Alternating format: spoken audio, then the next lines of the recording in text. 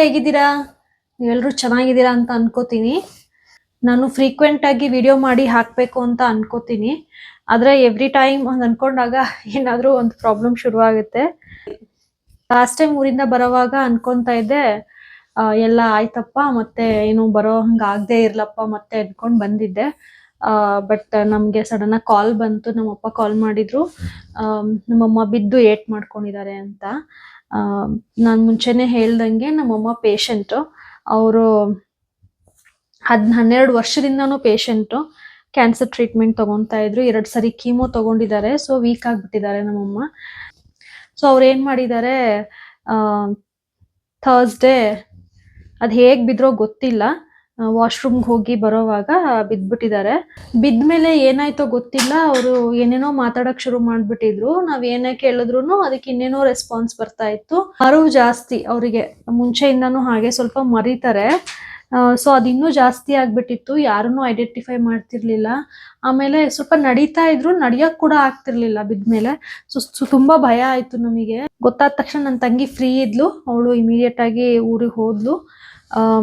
ಏನೇನ್ first aid ಮಾಡಿಸ್ಬೇಕಿತ್ತು ಎಲ್ಲ ಮಾಡಿಸಿದ್ರು. ಸೊ ಅವರಿಗೆ ಮೈಸೂರಲ್ಲೇ ಟ್ರೀಟ್ಮೆಂಟ್ ಕೊಡಿಸ್ತಿರೋದು. ಸೊ ಮೈಸೂರಿಗೆ ಕರ್ಕೊಂಡು ನಾನು ಈ ಕಡೆಯಿಂದಾನೇ ಡೈರೆಕ್ಟ್ ಆಗಿ ಮೈಸೂರಿಗೆ ಹೋದೆ.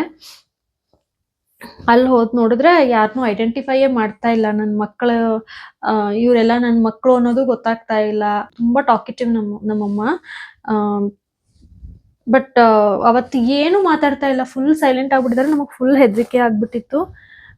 ಆಮೇಲೆ ಎಲ್ಲ CT ಸ್ಕ್ಯಾನ್ ಎಲ್ಲ ಮಾಡಿಸಿದ್ಮೇಲೆ ಏನು ಇಲ್ಲ ಅಂತ ಬಂತು. ಅದೇ ಸ್ವಲ್ಪ ಏಟ್ ಬಿದ್ದಿದೆಯಲ್ಲ ತಲೆಗೆ, ಫುಲ್ ರೈಟ್ ಸೈಡ್ ಏಟ್ ಮಾಡ್ಕೊಂಡಿದ್ದಾರೆ. ತಲೆಗೆ ಏಟ್ ಬಿದ್ದಿರೋದ್ರಿಂದ ಸ್ವಲ್ಪ ಶಾಕ್ ಅಲ್ಲಿ ಇರೋದ್ರಿಂದ ಹಂಗಾಗಿರ್ಬೇಕು ಅಂತ ಹೇಳಿದ್ರು. ಸೊ ಶಿ ಇಸ್ ರಿಕವರಿಂಗ್ ನಾವು. ಏನೇನ್ ಟ್ರೀಟ್ಮೆಂಟ್ ಕೊಡಿಸ್ಬೇಕೋ ಕೊಡಿಸ್ತಾ ಇದೀವಿ. ಸೊ ರಿಕವರ್ ಆಗ್ತಾ ಇದ್ದಾರೆ. ನೋಡೋಣ ಎಷ್ಟು ದಿನ ತಗೊಳುತ್ತೆ ಗೊತ್ತಿಲ್ಲ. ಫಿಸಿಯೋಥೆರಪಿ ಎಲ್ಲ ಮಾಡಿಸ್ತಾ ಇದೀವಿ, ಹೆಲ್ಪ್ ಆಗುತ್ತೆ ಅಂತ. ಆದ್ರೂ ಒಂದೊಂದ್ಸರಿ ಅನ್ಸುತ್ತೆ, ಯಾಕೆ ದೇವ್ರು ಇಷ್ಟೊಂದು ಕಷ್ಟ ಕೊಡ್ತಾನೆ ಅಂತ. 12 ಇಯರ್ಸ್ ಶಾರ್ಟ್ ಏನಲ್ಲ. 12 ಇಯರ್ಸ್ ಇಮ್ಯಾಜಿನ್. 12 ಇಯರ್ಸ್ ಇಂದ ಅವರು ಟ್ರೀಟ್ಮೆಂಟ್ ಅಲ್ಲಿ ಇದ್ದಾರೆ. ಒಂದಲ್ಲ ಒಂಥರ ನೋವು ತಿಂತಾನೆ ಇದ್ದಾರೆ. ಈಗ ಇನ್ನೂ ವರ್ಸ್ಟ್ ಆಗ್ಬಿಟ್ಟಿದೆ. ಲಾಸ್ಟ್ 1 ಇಯರ್ ಇಂದ ಅಂತೂ ತುಂಬಾ ವರ್ಸ್ಟ್ ಆಗ್ಬಿಟ್ಟಿದೆ. ಕಷ್ಟ ಆಗ್ತಿದೆ ನಮಗೂ ಎಲ್ಲರಿಗೂ ಮ್ಯಾನೇಜ್ ಮಾಡಕ್ಕೆ ಎಲ್ಲದನ್ನು. ಪ್ಲಸ್ ಅವ್ರಿಗೂ ಕಷ್ಟ ಆಗ್ತಿದೆ, ನೋವು. ಸೊ ನಮ್ಗೆ ಎಷ್ಟಾಗುತ್ತೋ ಅಷ್ಟು ನಾವು ಟ್ರೈ ಮಾಡ್ತಾ ಇದೀವಿ. ಬಟ್ ಕೋಪನೂ ಬರುತ್ತೆ ದೇವ್ರ ಮೇಲೆ, ಯಾಕೆ ಹಿಂಗೆ ಕಷ್ಟ ಕೊಡ್ತಿದ್ದಾನೆ ಇವನು ಅಂತ. ಏನು ಮಾಡಕ್ಕಾಗಲ್ಲ, ಜೀವನ ಅಂದ್ಮೇಲೆ ಇದ್ದಿದ್ದೆ. ನೋಡೋಣ ಯಾವತ್ತಾದ್ರೂ ಒಂದಿನ ಇದಕ್ಕೆಲ್ಲ ಸೊಲ್ಯೂಷನ್ ಸಿಗುತ್ತಾ ಅಂತ. ಸೊ ಆ ನಂಬಿಕೆನಲ್ಲೇ ಎಲ್ಲ ನಡೀತಾ ಇದೆ. ನಂಬಿಕೆನೆ ಬುನಾದಿ ಅಲ್ವಾ ಜೀವನಕ್ಕೆ. Let's see. ಇದ್ರೆಲ್ಲಾದ್ರೂ ಮಧ್ಯ ಒಂದು ಖುಷಿ ವಿಚಾರ ಅಂದ್ರೆ, ನನ್ನ ತಂಗಿ ಮಗಳು ಅಥ್ಲೆಟಿಕ್ ಕ್ಲಾಸಸ್ಗೆ ಹೋಗ್ತಿದ್ದಾಳೆ. ಮಾರ್ನಿಂಗ್ 5:30ಗೆಲ್ಲ ಫೀಲ್ಡ್ಗೆ ಹೋಗ್ತಾಳೆ. ಮತ್ತೆ ಎಲ್ಲ ಪ್ರಾಕ್ಟೀಸ್ ಮುಗಿಸ್ಕೊಂಡು ಮನೆಗೆ ಬಂದು ಕ್ಲಾಸ್ಗೆ ಹೋಗಿ ಮತ್ತೆ ಈವ್ನಿಂಗ್ ಟ್ಯೂಷನ್ಗೆ ಹೋಗಿ ಮತ್ತೆ ಬಂದು ಊಟ ಮಾಡಿ ರೆಸ್ಟ್ ಮಾಡ್ತಾಳೆ. ಸೊ ಅವಳದು full busy schedule actually. So ಅವಳದು ಸೆಲೆಕ್ಷನ್ ಇತ್ತು ಮೈಸೂರಲ್ಲಿ ಸ್ಟೇಟ್ ಲೆವೆಲ್ಗೆ. ಅದರಲ್ಲಿ ನಾವು ಎಕ್ಸ್ಪೆಕ್ಟೇ ಮಾಡಿರ್ಲಿಲ್ಲ. ಇವಳು ಇನ್ನೂ 11.5 ಇಯರ್ಸ್. ಇದು ಅಂಡರ್ 14. ಸೊ ಇವ್ರಿಗಿನ್ನ ದೊಡ್ಡ ಮಕ್ಕಳು ಇರ್ತಾರೆ, 12, 13, 14 ಇಯರ್ಸ್ ನಿಯರ್ ಅಬೌಟ್ ಇರೋರು ಇರ್ತಾರೆ. ಬಟ್ ಇವಳು ಸೆಲೆಕ್ಟ್ ಆಗಿದ್ದಾಳೆ. 2nd ಪ್ಲೇಸ್ ಬಂತು, ಸಿಲ್ವರ್ ಮೆಡಲ್. ಸೊ ನೆಕ್ಸ್ಟ್ ಯಾವಾಗಿದ್ಯೋ ಎಲ್ಲಿದ್ಯೋ ಗೊತ್ತಿಲ್ಲ ಸ್ಟೇಟ್ ಲೆವೆಲ್. ಬಟ್ ನಮ್ಗಂತೂ ತುಂಬಾ ಖುಷಿ ಆಯ್ತು. ಅವಳು ಪಟ್ಟಿದ ಶ್ರಮಕ್ಕೆ ಸಾರ್ಥಕ ಆಯ್ತು ಅನ್ನಿಸ್ತು. ನೋಡೋಣ ಹೇಗ್ ಮಾಡ್ತಾಳೋ ಗೊತ್ತಿಲ್ಲ ಸ್ಟೇಟ್ ಲೆವೆಲ್ ಅಲ್ಲಿ. ಬಟ್ ಅವಳಿಗಿನ್ನೂ ಚಾನ್ಸಸ್ ಇದೆ ಅಂಡರ್ 14 ಅಲ್ಲಿ. ನೆಕ್ಸ್ಟ್ ಇಯರ್ ಅದ್ರ ನೆಕ್ಸ್ಟ್ ಇಯರ್. ಸೊ ಅವಳು ಎಷ್ಟು ಮಾಡಿದ್ರು ನಮಗ್ ಖುಷಿನೇ. ಅಟ್ಲೀಸ್ಟ್ ಇಲ್ಲಿವರೆಗೂ ತಲುಪದ್ಲಲ್ಲ ಅನ್ನೋ ಖುಷಿ ಡೆಫಿನೆಟ್ಲಿ ಇದೆ ನಮಗೆ. ಇದು ನಾವು ಮೈಸೂರಿಂದ ಬೆಂಗಳೂರಿಗೆ ವಾಪಸ್ ಹೊರಟಾಗ ಬಾಯ್ ಹೇಳ್ತಾ ಇದ್ದಾರೆ ನೋಡಿ. ಅವರಿಬ್ರು ಲವ್ ನೋಡಕ್ ಆಗ್ತಾ ಇಲ್ಲ ನನ್ನ ಕಣ್ಣಲ್ಲಿ.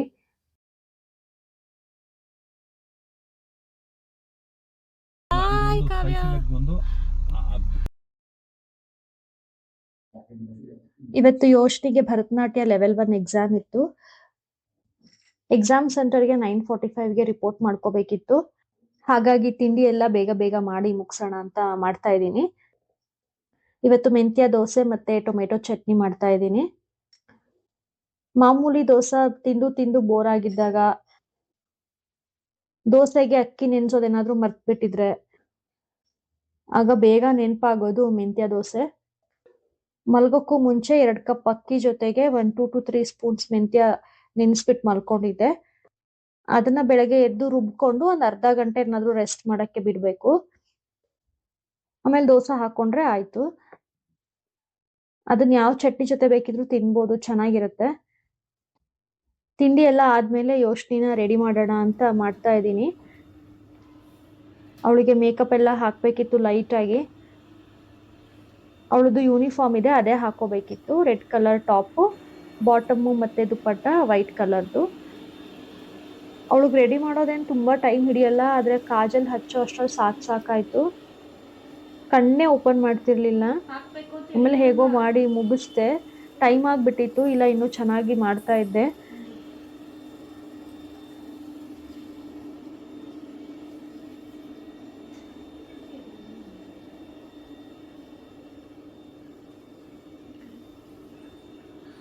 ಕಣ್ಣು ಮುಚ್ಚಬೇಕು, ಇದರಲ್ಲಿ ಕಣ್ಣು ಬಿಡಬಾರ್ದು ಆಯ್ತಾ. ಕಣ್ಣು ಮುಚ್ಕೊಬಿಡು. ಕಣ್ಣು ಒಳಗಡೆ ಹಾಕಲ್ಲ, ಇದು ಮೇಲ್ಗಡೆ ಹಾಕೋದ್ರಿಂದ ನಿಂಗೆ ಏನೂ ಆಗಲ್ಲ. ಕತ್ತೆತ್ತು.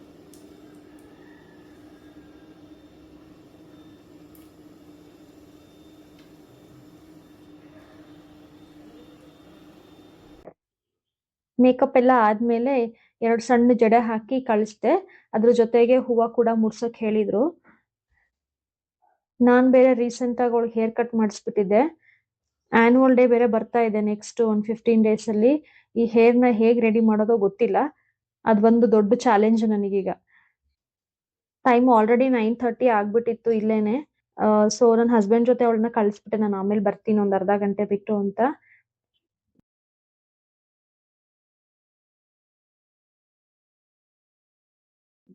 ಮೇಕಪ್ ಐಟಮ್ಸ್ ಎಲ್ಲ ಸೋಫಾ ಮೇಲೆ ಹರಡ್ಬಿಟ್ಟಿದ್ದೆ, ಎಲ್ಲದನ್ನು ಎತ್ತಿಟ್ಟು ಲಿಕ್ಕಿದ ಕೆಲಸ ಎಲ್ಲ ಮುಗಿಸ್ಕೊಂಡು ನಾನು ಕೂಡ ಹೊರಡೋಣ ಅಂತ ಹೊರಡ್ತಾ ಇದ್ದೆ. ಅಷ್ಟು ನನ್ನ ಹಸ್ಬೆಂಡ್ ಕಾಲ್ ಮಾಡಿದ್ರು.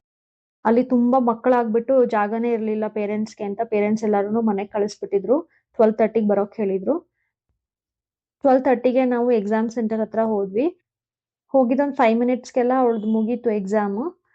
ಹೊರಗಡೆ ಬಂದ್ಲು. ಅವಳು ಫುಲ್ ಖುಷಿ ಆಗ್ಬಿಟ್ಟಿದ್ಲು. ನನಗೆ ಗೊತ್ತಿರೋದೇ ಕೇಳಿದ್ರು, ಈಸಿ ಇತ್ತು ನನಗೆ ಅಂತ. ರಿಸಲ್ಟ್ ಮೋಸ್ಟ್ಲಿ ಮಂಡೇ ಅಥವಾ ಟ್ಯೂಸ್ಡೇ ಹೇಳ್ತಾರೆ.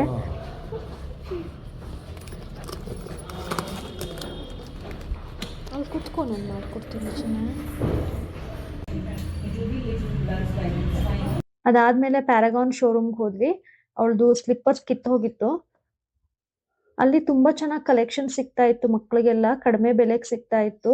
ಬಟ್ ಈ ಸರಿ ಹೋದಾಗ ಅಂತ ಏನ್ ಗ್ರೇಟ್ ಕಲೆಕ್ಷನ್ ಇರ್ಲಿಲ್ಲ.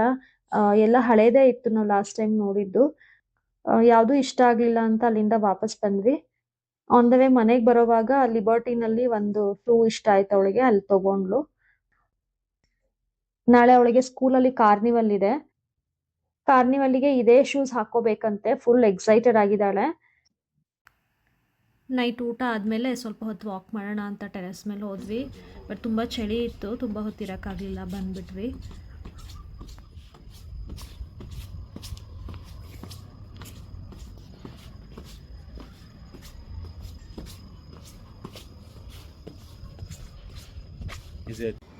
Are you ready? Yes. Let's go.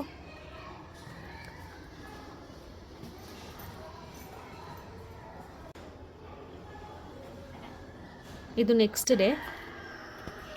ಕಾರ್ನಿವಲ್ಗೆ ಅಂತ ಹೊರಟಿದ್ದೀವಿ. ನಾವು ಫುಲ್ ಎಲ್ಲ ರೆಡಿಯಾಗಿ ಕೆಳಗೆ ಬಂದರೆ ನನ್ನ ಹಸ್ಬೆಂಡ್ ಇನ್ನೂ ಕಾರ್ ಕ್ಲೀನ್ ಮಾಡ್ತಾಯಿದ್ರು. ಕೆಳಗಡೆನೇ ನಿಂತ್ಕೊಂಡು ಸ್ವಲ್ಪ ಟೈಮ್ ಪಾಸ್ ಮಾಡಿ ಕಾರ್ ರೆಡಿ ಆದಮೇಲೆ ಹೊರಟ್ವಿ.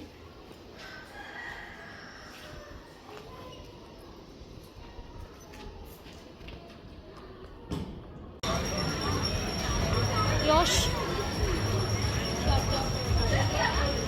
ನಡಿ.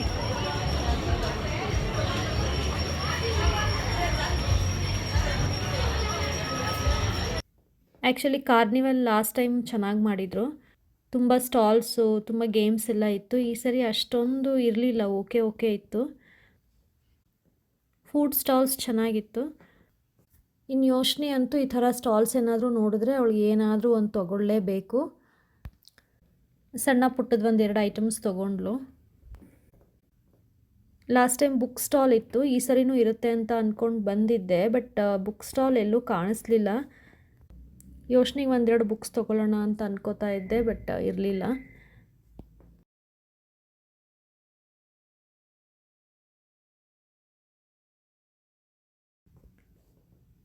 ನಾನು ಇದೊಂದು ಬ್ರೇಸ್ಲೆಟ್ ತೊಗೊಂಡೆ, ಜಸ್ಟ್ 150 ಅಷ್ಟೇ. ಇದು ತುಂಬ ಕ್ಯೂಟಾಗಿದೆ.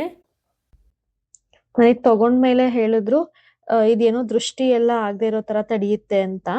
ಎಷ್ಟು ನಿಜನೋ ಸುಳ್ಳೋ ಗೊತ್ತಿಲ್ಲ, ಬಟ್ ನನ್ನ ಡಿಸೈನ್ ಇಷ್ಟ ಆಯಿತು ಅಂತ ತೊಗೊಂಡೆ ಅಷ್ಟೇ. ಇದು ಹಾಕೊಂಡೇ ಇದ್ದೀನಿ, ಬಿಚ್ಚಕ್ಕೆ ಮನ್ಸಿಲ್ಲ. ತುಂಬ ಕ್ಯೂಟಾಗಿ ಕಾಣಿಸ್ತಿದೆ. ಇನ್ನೊಂದು ಯಾವ್ದಾದ್ರು ಸಿಕ್ಕರೆ ಈ ಥರ ತೊಗೋತೀನಿ, ಚೆನ್ನಾಗಿದೆ. ಸ್ವಲ್ಪ ಗೇಮ್ಸ್ ಎಲ್ಲ ಇತ್ತು, ಯೋಶ್ನಿ ಎಲ್ಲ ಒಂದೊಂದು ರೌಂಡ್ ಆಡ್ಕೊಂಡ್ಲು. ಸ್ವಲ್ಪ ಅದು ಇದು ತಿಂದು ವಾಪಸ್ ಮನೆಗೆ ಹೋಗೋಣ ಅಂತ ಹೊರಟ್ವಿ. ನಮಗೆ ಅದೆಲ್ಲ ಆದ್ಮೇಲೆ ಒಂದ್ ಸ್ಟ್ರಾಂಗ್ ಟೀ ಬೇಕಪ್ಪ, ಮನೆಗೆ ಹೋಗಿ ಟೀ ಮಾಡ್ಕೊಂಡು ಕುಡಿಯೋಣ ಅಂತ ಅನಿಸ್ತು. ಸೊ ಮನೆಗೆ ಹೋಗಿ ರೆಸ್ಟ್ ಮಾಡೋದಷ್ಟೇ ಕೆಲಸ ಇವತ್ತು. ನಾಳೆ ಮೋಸ್ಟ್ಲಿ ಯೋಶ್ನಿಗೆ ಹಾಲಿಡೇ ಇರುತ್ತೆ. ಎಲ್ಲ ಟೀಚರ್ಸು ಹೆಲ್ಪರ್ಸು ಟಯರ್ಡ್ ಆಗಿರ್ತಾರೆ. ಸೊ ಅವ್ರಿಗೆಲ್ಲ ಸ್ವಲ್ಪ ರೆಸ್ಟ್ ಬೇಕಲ್ಲ. ನಾಳೆ ರಜೆ ಇರುತ್ತೆ. ನಾವು ಕೂಡ ರಜೆನ ಯುಟಿಲೈಸ್ ಮಾಡ್ಕೊಂಡು ದೇವಸ್ಥಾನಕ್ಕೆ ಹೋಗಿ ಬರೋಣ ಅಂತ ಅನ್ಕೊಂಡಿದೀವಿ, ನಮ್ಮ ಮನೆ ದೇವ್ರಿಗೆ. ಸೊ ಮನೆಗೆ ಹೋಗಿ ಪ್ರಿಪ್ರೇಷನ್ ಮಾಡ್ಕೊಳ್ಳೋದಿದೆ ನನಗೆ. ಸೊ ಇವತ್ತಿನ ವ್ಲಾಗ್ನ ಇಲ್ಲಿಗೆ ಮುಗಿಸ್ತೀನಿ. ಮತ್ತೆ ನೆಕ್ಸ್ಟ್ ವ್ಲಾಗ್ ಅಲ್ಲಿ ಸಿಗೋಣ. Thank you so much for supporting so far. Thank you for watching. Bye bye, take care.